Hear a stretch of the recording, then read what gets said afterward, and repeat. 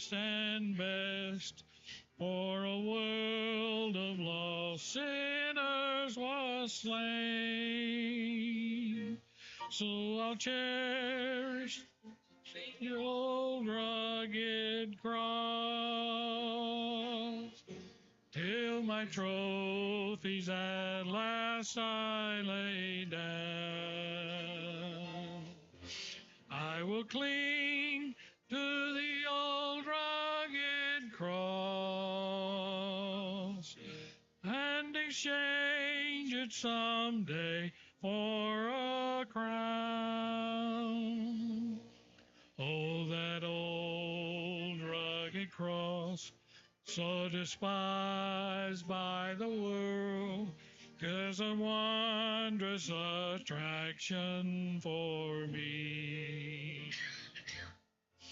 For the dear Lamb of God left his glory above to bear it to dark Calvary. So I'll cherish the old rugged cross till my trophies at last I lay down. I will cling to the old rugged cross and exchange it someday for a crown. On the last, to the old rugged cross I will ever be true. Its shame and reproach gladly bear. Then will call me someday to my home far away, where its glory forever I'll share. So I'll cherish the old rugged cross till my trophies at last I lay down. I will cling to the old rugged cross and exchange it someday for a crown.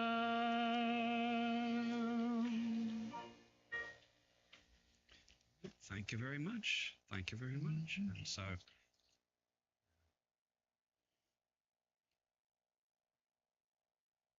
I want to start a series tonight. It is kind of a continuation, sort of what we had been doing.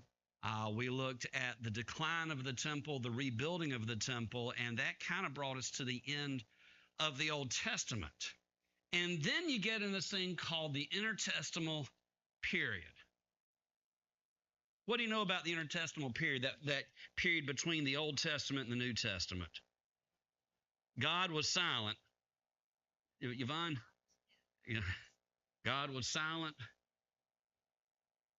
Yeah, it was about 400 years. We'll talk about some dates here in just a second. Does anybody know anything else about that period? Yep, there were some wars there. There are some wars there. Josephus was a historian that lived in the first century. He recorded a lot of the history as they understood it at the time. He's usually considered a pretty reliable source, except on a couple of points. When we're talking about the intertestamental period, we're basically talking about 420 BC to about 7 BC. 420, the book of Malachi was written, we believe, about 430 BC. That was the last time that God spoke to a prophet. And then, in 7 BC, what event do you think kicked that off?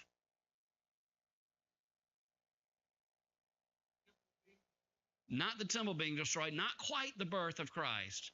Not quite the birth of Christ. The first time that God spoke, or a messenger from God spoke to a person at the beginning of the New Testament. John's father, Zechariah, the priest in the temple. For 400 years, God had been silent. he shows up. Hey, Dave, come on in. And you're in the right church, okay? Yeah. For 400 years, God had been silent. Zechariah, this was his time to be the high priest, to go in and do all the things inside the temple that only the high priest did.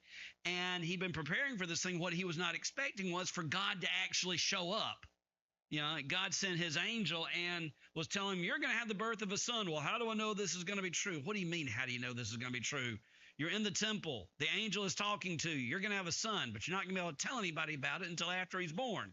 Made him go mute, just like that. And so you have that 400-year gap, give or take, of absolute silence. Now, think about how long 400 years is.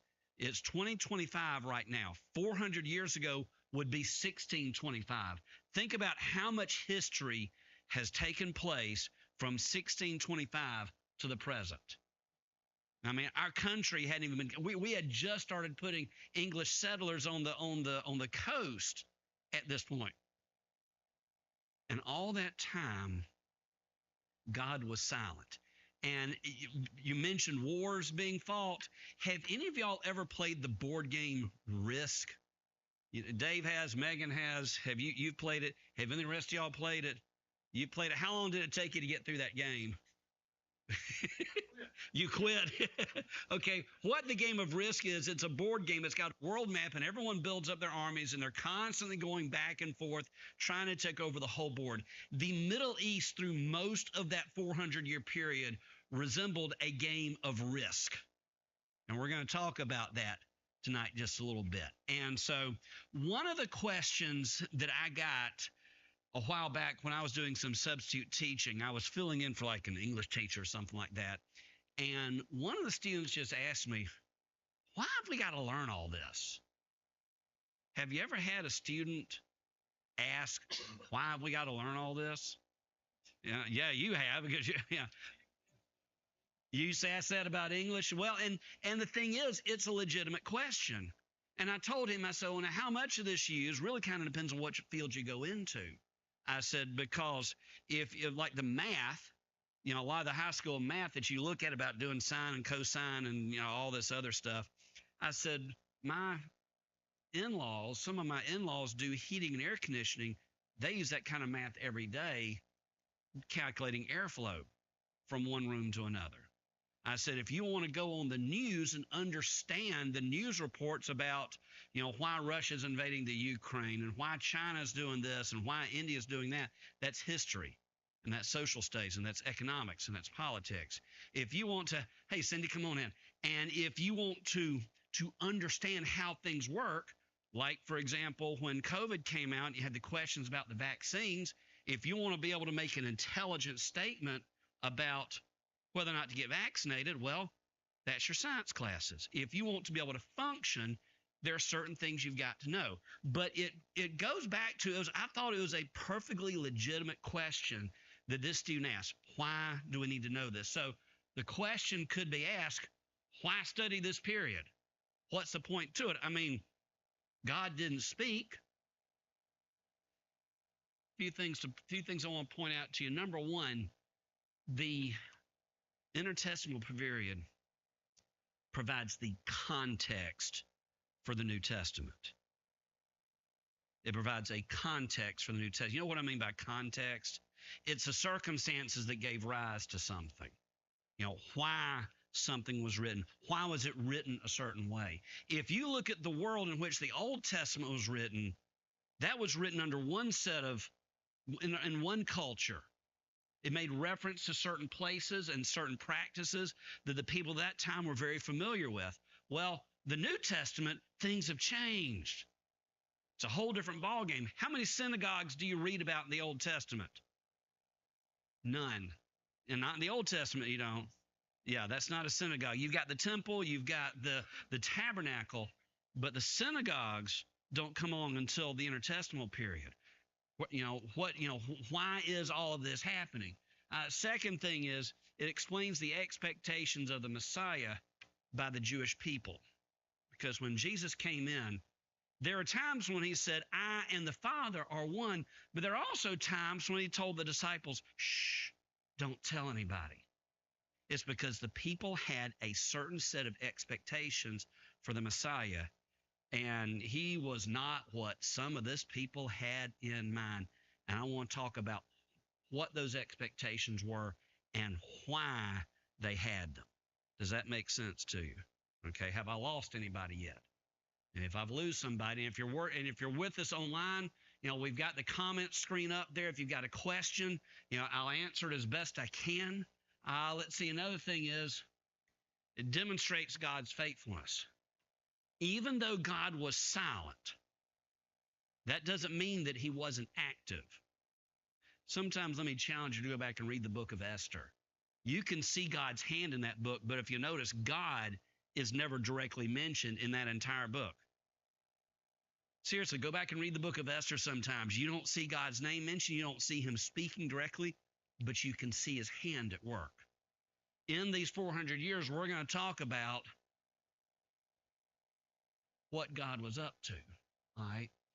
During this thing, intertestamental period answers a lot of questions. Number one, the Pharisees and the Sadducees, where'd they come from?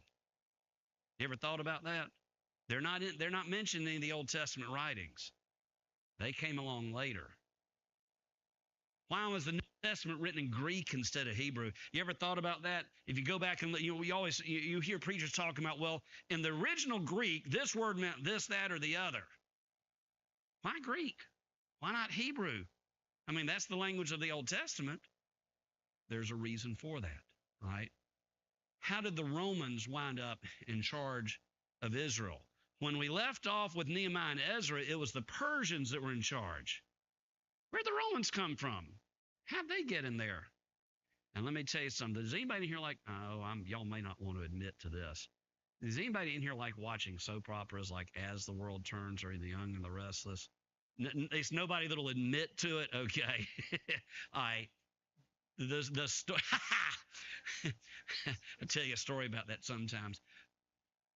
The way that the Romans came in charge of Israel was a drama that would make a soap opera scriptwriter proud.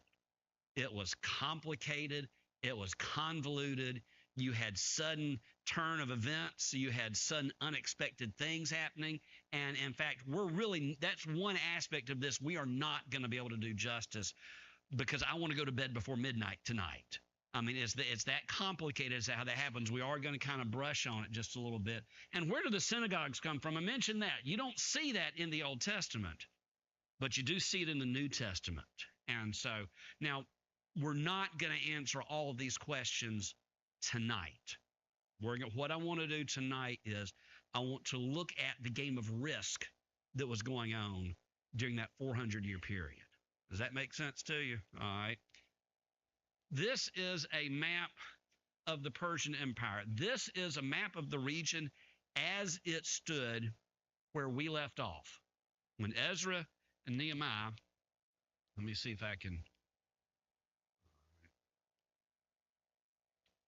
basically, this is where Jerusalem and Israel is. Babylon's right there. But you see how much territory they even controlled Egypt. And you want to talk about a country that was very difficult to invade was Egypt, because you had to cross that desert in order to get there. And so, but they did. This was the big thing. And so then you had this fella show up, Alexander the Great. That is an artificial intelligence recreation and this is based on a number of different pictures, a number of different sculptures, but as best we can tell, that's what Alexander the Great looked like. It's amazing what computers can do these days. Y'all remember Alexander the Great, don't you? Yeah. All right. Where was he from? All right. He was from Macedonia. A lot of people say he was Greek. He's from that part of the world, but he's actually Macedonian. And his father, Philip I, had conquered Greece, and Alexander basically conquered the whole Persian Empire. He took out Asia Minor. He took out Egypt. He crossed over into what is now Iran. He even crossed into India, made it all the way to the Ganges River. And according to the historical record, his soldier says, we're done. We're not going any further. We want to go home. And so he stopped right there. But if you go back into the regions here in this part of the world, you'll still see a couple of cities that bear the name of the Greek soldiers that were planning this thing. You'll see the influence there, centuries later. Well, Alexander the Great was one of these guys that apparently he liked to live hard, play hard, if you know what I mean. And he died when he was like 32, something like that. He had finally united the whole Middle East, the Greek peninsula, what we now call Turkey. He had united, all of that. And the story goes that he looked across his realm and he wept because there was nothing left to conquer. He conquered the whole known world, and then all of a sudden he died. And how he died has been a mystery for the last 2,500 years. We don't know how. We think what happened was that he ingested something and it put him in a coma because they said he's dead, but his body is not deteriorating. Well, we now know that means he wasn't really dead. There are certain conditions where you're comatose, you've got just enough blood flow to keep the brain functioning. And that's it. But eventually he died. And of course, he's got a son, but the son is too young. The son got murdered anyway here pretty quickly. And then his 4 generals divided the whole thing up. The color scheme here is not that clear, but you've got one of his generals, Ptolemy, took Egypt. Another one took this part. Another one took over here in Asia Minor. And another one took the Greek peninsula. Broke it down into 4 sections. Now, if you go back and look at the book of Daniel, there is a prophecy there that lays this thing out very, very clearly. A young goat is going to go north, south, east, west, tearing everything up in his path. And then right at the height of its power, he's going to die. And his kingdom's going to be divided up into 4 parts. That's what happened. That's what happened. And so you've got, whereas before you had all this was one unified country, when everything's unified and you got one single government entity, it's pretty peaceful usually. But when you've got something like that, it is begging for warfare. Let me point something out to you. Look right there where Israel is. Do you see what I see? Do you see part of the blue surrounding part of the yellow? Those 2 empires, the Seleucid and the Ptolemies, fought back and forth constantly, and Israel is one of their favorite battlegrounds. They were constantly sending troops in. And so the people actually had to adapt to this in a strange sort of way. It got to the point to where armies coming across were so common that when they heard the Egyptians are coming, the Seleucians are coming, the Greeks are coming, whoever, a family would take the most valuable possessions they had, put them in a box of some sort, take them out to a field, and bury it. And then when the marauding troops came through, they might pillage the rest of the house, but they wouldn't get the really good stuff. The really good stuff, the really valuable stuff was out in the field somewhere. And so what would happen is after the marauding armies went on their way, they'd go back out, dig it up, and you kind of got something to rebuild. So all that makes sense to you? Now, the problem is, what if everybody inside that house dies? What if the soldiers come through killing everybody, which they would do sometimes, and nobody knows what's buried out in the field or where it's buried? All that treasure is there. And so, you might have a farm where the whole family was massacred by the Persians or by the Egyptians, and that treasure still there. Well, then that land would get claimed by somebody else. It might be bought and sold and back and forth, and then somebody digs up that treasure. Oh, and so the question came up amongst the Sanhedrin, which we'll talk about them when we get there, about, okay, if I bought a piece of land from Miss Jean this week, and then the next day I discovered some buried treasure, does she have claim to that treasure, or is it mine? And the Sanhedrin basically said finders keepers. If I bought the land, I bought everything that came with it. If she gave up that treasure without knowing it's there, too bad. And so that's why when Jesus talked about the buried treasure, if you found a buried treasure somewhere out there, you'd go and do everything you could to buy that land to get to it. Some people would say, well, that's stealing. Well, no, not in that day and time. That was not considered stealing. That's just one of those little things that came out of the intertestamental period that does impact, and that's just one example, impact Jesus' teaching. And so these guys were going back and forth and back and forth. And there were different periods of persecution.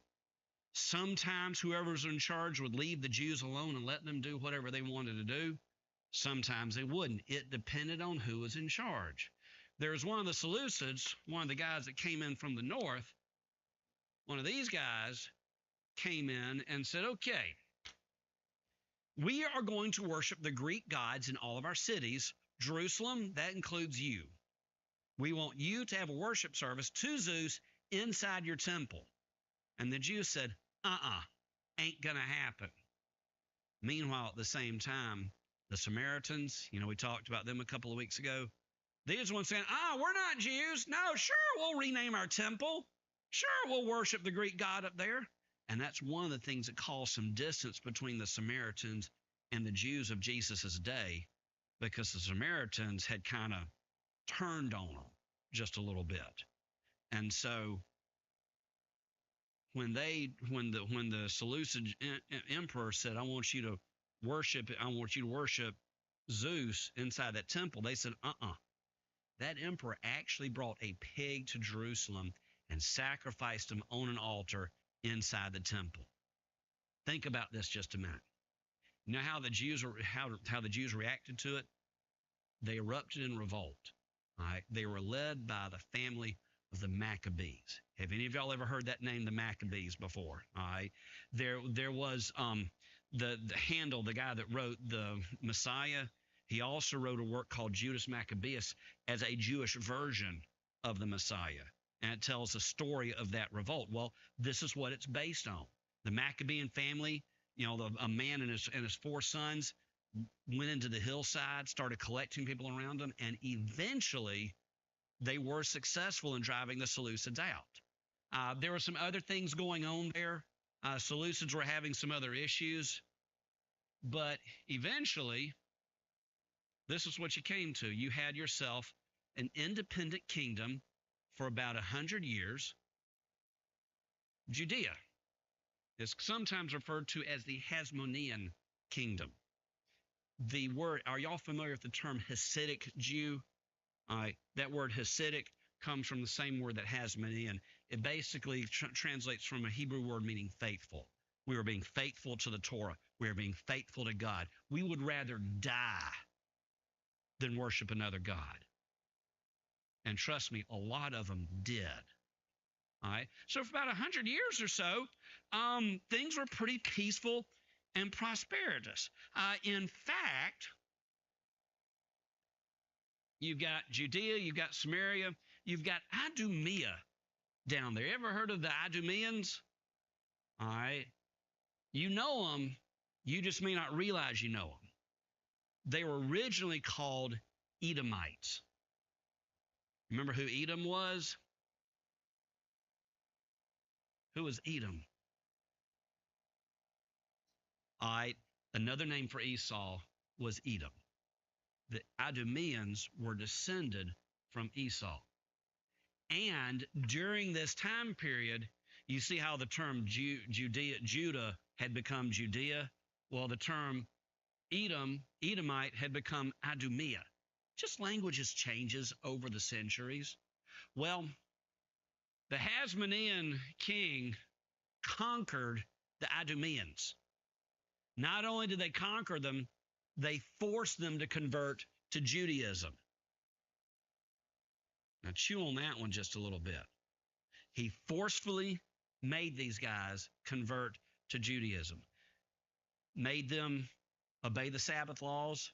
The men had to get circumcised. They had to follow the dietary restrictions. They're required to come to the temple certain times of the year, required to do certain festivals. The Idumeans didn't like that, as you can imagine, but they went along with it. And I know this sounds like a bit of trivia, but this is going to come up and this is going to have an impact here in just a little bit. Here's the problem. You can make someone go through the motions. You can make someone follow certain rules, restrict certain activities, make sure you only wear certain types of clothing made out of a single type of thread, don't eat certain types of food. You can forbid the sale of pork. In Israel to this day, it's illegal to have pigs touching the promised land. There are a couple of pig farms, but what they do is they have them on raised platforms, so the animals themselves don't actually touch the ground. Yeah, a friend of mine was doing some missions work over there, and without thinking, he started cooking some bacon on Saturday morning. And yeah, and so, but at any rate, the problem was that, number one, you can make them go through the motions, but you can't force them to change their heart. You can't do that. The other thing is that they may have been participating in the rituals and everything, but they were not descended from Abraham, Isaac, and Jacob. The other Jews, the Judeans, did not consider the Idumeans to be Hebrews. They did not consider them to be Jews. It's one thing when one or two people get adopted in, like we talked about Ruth was a few weeks ago. But when it's the whole tribe being brought in, it's like, no, that's not the way this is supposed to work. And so you've got the Idumeans there, and they're living with the Hebrews, and then you can imagine the conflict between the two. Now, in the middle of all this, Rome. This is where the Roman Empire stood at about 100 BC, give or take. All right. They had already expanded beyond the Italian peninsula. They had control over different parts of Asia Minor. They were starting to slip down into what we now call the Middle East. And in all of this is where they transitioned. They went from being a Persian province to being a Greek province to being a province that was kicked back and forth between the Ptolemies and the Seleucids to becoming an independent kingdom. And now they're about to become a Roman province. All right. Now, I am about to really seriously oversimplify this. All right. If I wanted to go into details to how all this came about, we'd be here all night long. I'm just going to hit the high points on this thing. Started with a woman, Salome Alexandra, queen consort from 76 BC to 67 BC. Well, she was actually the queen consort starting about 20 years before that. Her husband was the king. He died in 76 BC, and instead of turning the crown over to one of his sons, he turned it over to his wife and said, all right, you're in charge now. And by all accounts, she was very effective at what she did. All right. When she died, she had two sons, Hyrcanus and Aristobulus. This is probably why why Daddy left it to his wife instead of to his two boys, because they immediately started fighting. And so Hyrcanus lost, and he went to a fellow by the name of Pompey from Rome. You ever heard of Pompey from your history classes? All right. He went to him and says, I'm the rightful king. If you will help me claim my throne, We'll be buddies. Pompey's like, sure, we can do this. So Pompey gave him some soldiers, put him in command of some Roman troops, or at least gave some Roman troops that were under his direction. They came in and laid siege to Jerusalem, and they won. But guess what? From this point forward, Judea was controlled by Rome.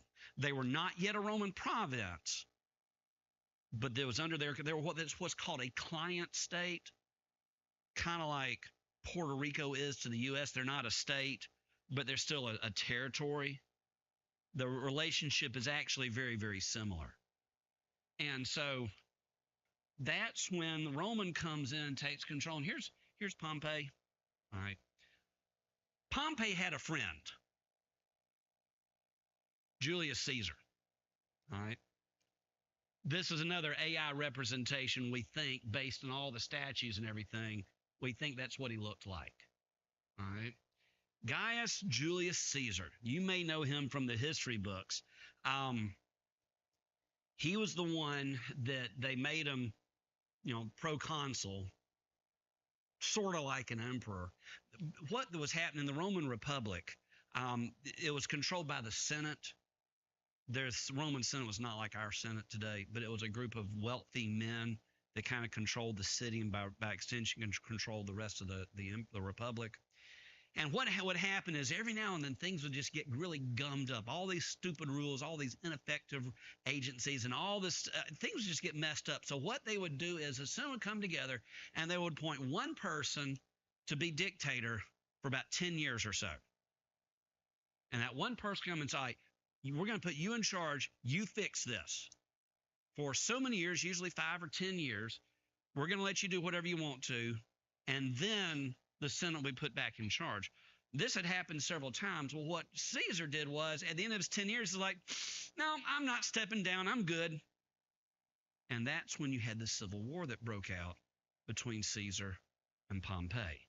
They had been best buddies for a while, but then the fighting started breaking out, and they fought, and Caesar won. Caesar had a friend named Antipater II. Let me tell you something. Autocorrect played havoc with some of these names. It was trying to turn antipater into antimatter. It's like, no, this is not antimatter, antipater. And the second one of that name, he was a good friend, and when Caesar was fighting against Pompey, Antipater sent him some troops and some assistance while he was down in Egypt. He kind of bailed him out of a tight spot. So when Caesar won, he put Antipater in charge of the Judean area. Well, Antipater had a son named Herod the Great. Yeah.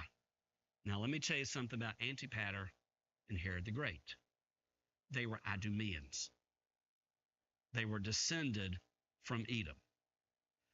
Their whole tribe had been forcefully converted to Judaism. And Herod was now put in charge of this thing. Now, the funny thing is that there's, like I said, this is a very complicated story, and I really don't have time to do it justice. But you had the fighting between Caesar and Pompey, and then Caesar was eventually killed, and then Augustus came onto the scene. He and Mark Antony are going back and forth, and at one point, Herod and his crew were supporting Mark Antony, but when Augustus won, they said, "Okay, we'll support you now." And Augustus was like, "That's fine." And we understand how these things go, and we're going to put you in charge of Judea. The problem was they didn't have Judea at that point. Herod had took some Roman troops and conquered Judea and the surrounding area. And so, but they had a number of people they had to satisfy with this thing, and so that's why you had Judea was one province, Galilee was another province, because they're trying to pay off somebody else that had helped them off. Does that make sense to you?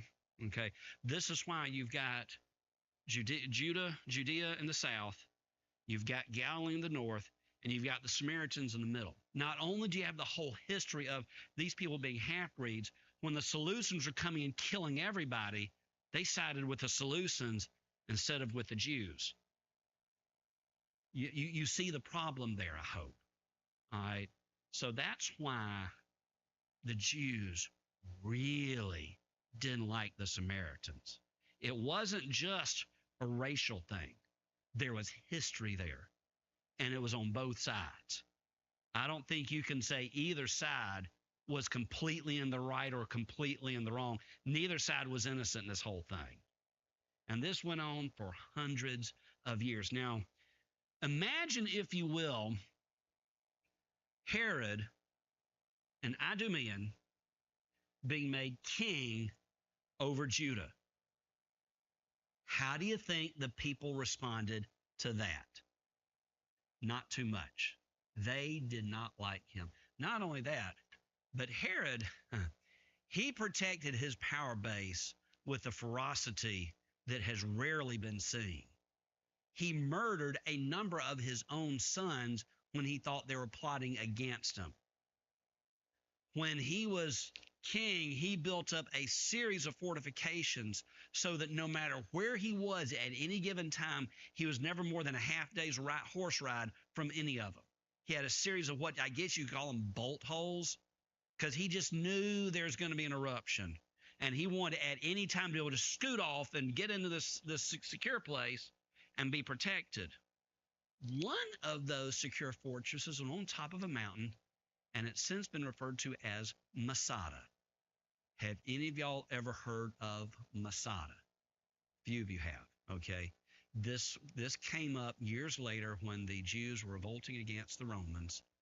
The Romans had destroyed Jerusalem and destroyed the temple, but a group of Jews got inside Masada, the complex that Herod himself built, and they held out there for like 4 years or something like that. And when the Romans finally broke through, they came in and discovered that the Jews had all committed suicide rather than be sold into Roman slavery. They committed suicide rather than submit. So technically the Romans did win, but, and if you go to Masada to this day, you can still see, the basic structure they had there. You can still see the mountain that the Romans built to take their siege engines up to the top to get to this thing. You can still see this thing. I mean, that's part of the reason why they held out for 4 years. They couldn't get their siege engines up there. So they put the soldiers to work just building this mountain. Once they got it up there, it was over with in a hurry. And so that's where Masada came from. So here's the situation. You've got Herod. His title is the King of the Jews, and the Jews are going, Number one, you're not Hebrew. Number two, in order to be a king in Judah, you had to be a descendant of David. He was not a descendant of David. There were lots of descendants of David running around at that point. Jesus was not the only one out there that could claim descent from him. John the Baptist could too, if you think about it, because they were cousins. But so what he tried to do was he tried to pacify the people. And one of the things he did was decorate the temple. We talked about rebuilding the temple. They were able to kind of get a shell together, and they were able to get it functional. But when Herod came along, what he did was he built, now this is just a model that they have over there, I think in one of the hotels. But they say that's a pretty good representation as to what the temple actually looked like. What they did was they built that around the structure that Ezra built. And then once they got this complete, they disassembled the Ezra temple from inside it, and that became their complex. And so if you look at it, you can see the bronze gate, the gate beautiful, where the beggar would have been standing when John and Peter came through and said, "Gold and silver have I none, but what I do have I give you in the name of Jesus Christ. Arise and walk." That's where that took place. You can see those columns in the background. That's Solomon's portico. We talked about Jesus at one point standing on Solomon's portico and doing this, that, and the other. That's where all that was. That whole area, that whole courtyard where the temple was standing, that's what's called the Temple Mount. And part of that is still there. If you go to Jerusalem today, you can see the Temple Mount, this whole courtyard. We think that where the temple was then is where the mosque is there's a Muslim mosque there right now. I'm trying to remember that. The Dome of the Rock. Thank you. And you can go in there and you can see where the Ark of the Covenant fit down on top of that rock, they say. But the Dome of the Rock has been built there. A lot of people would like to see the temple being rebuilt. The Jews say that's not going to happen until the Messiah comes back. And so we're waiting. We're waiting. And so I'm sorry. No, the Messiah comes, and according to Jewish thought, the Messiah will come and then we'll rebuild the temple. What they've got the red heifers, they've got everything ready to go. Yeah, they're waiting for the Messiah to come. Now, here's the thing: a lot of Christians say you got to have the temple first because of the prophecies in Revelation about the one ruler is going to put an end to the sacrifice. And the only place you can have the sacrifice is in the temple. So obviously the temple has to be there. And there's a lot of discussion about how all that's going to work. And that's one rabbit I'd really rather not chase tonight if I can get away with it. All right, but if you think about it. We back up a little bit here. We went from this. Okay, can you find it there, Megan? All right. We went from this Persian Empire to Rome coming in. Let me back up to Rome coming in. And this was, if you think about it, during this time period, for the first time in history, you had something called the Roman peace, Pax Romana. Rome controlled the entire Mediterranean basin and a good part of the European continent.